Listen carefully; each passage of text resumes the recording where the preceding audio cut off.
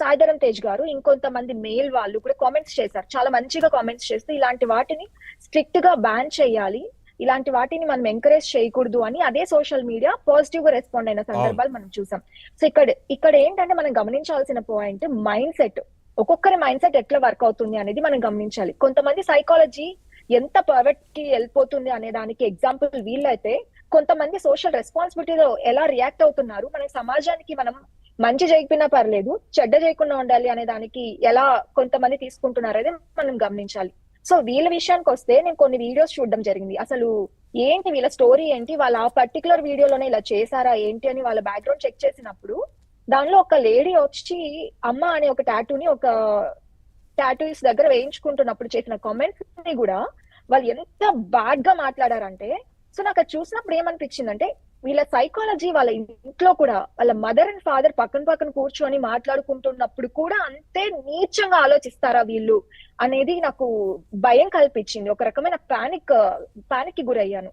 And వీళ్ళు ఇప్పుడు public గానే నలుగురు మీటింగ్ పెట్టుకొని ఒక సోషల్ మీడియా ప్లాట్ఫామ్ లో ఇంత నీచమైన కామెంట్స్ చేస్తున్నారంటే, back side dark side of them private life లో వీళ్ళు ఎంత నీచమైన వాళ్ళు, వీళ్ళ సైకాలజీ ఎంత దారుణం ఉంది.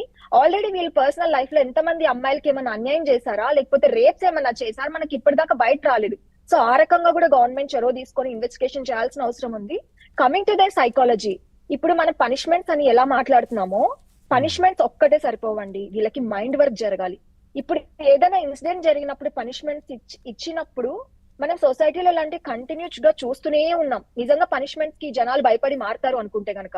సో వీళ్ళకి పనిష్మెంట్స్ ఒకటే సరిపోదు, కౌన్సిలింగ్ ఒకటే సరిపోదు, కొన్ని therapies, complementary therapies, supplementary therapies school level నుంచి జరగాలి.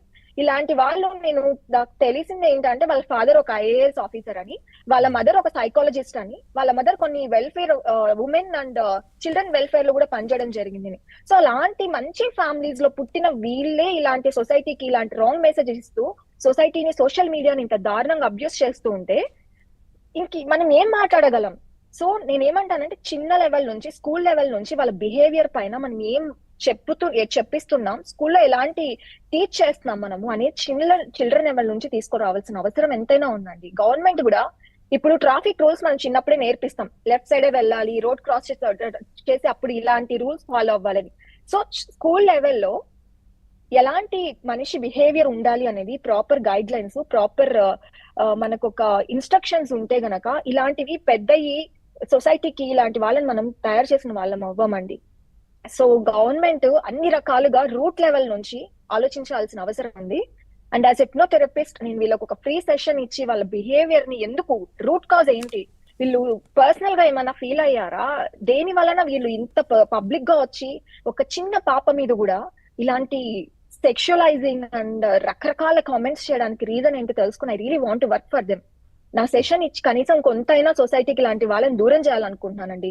ఎందుకంటే నో లెస్ దాన్ రేప్. మీకు ఏమనిపిస్తుంది? కాదండి, ఇప్పుడు ఒక మంచి వీడియో ఎవరన్నా సోషల్ మీడియాలో పెట్టినా దాని మీద రోస్ట్ చేస్తున్నట్లుగా వీడియోలు చేస్తున్నారు. లేదు, ప్రతి విషయమే ఒక సినిమా మీద వీరే మాట్లాడుతున్నారు, పొలిటికల్గా మాట్లాడుతున్నారు. పోనీ విషయాన్ని అర్థమయ్యే రకంగా ప్రజలకు వివరించట్లేదు. చూస్తుంటే ఒక టీమో ఒక గ్యాంగ్ లాగా కూర్చోవడం, రోస్ట్ చేయడం, నవ్వడం, అది కూడా వెకిలిగా నవ్వడం, అవతల వాళ్ళ కోపం వచ్చేలా చేయడం, ఇవి చేస్తున్నారు. వీరి మైండ్ సెట్ అనేది ఎలా ఉంటుందని అదే చెప్తున్నానండి. ఇప్పుడు కామెడీ చేయడం కూడా మనం రకరకాల కామెడీ ఉంటాయి, హెల్దీ కామెడీ ఉంటది, ఫన్నీ ఉంటది, సటైరికల్ వే ఉంటది. బట్ వీళ్ళు ఎందుకు డార్క్ కామెడీని ఎంచుకున్నారంటే వీళ్ళ మైండ్ సెట్ అంత డార్క్ గా ఉంది, నెగిటివ్ సైడ్ చూస్తున్నారు ప్రతి ఒక్క విషయాన్ని.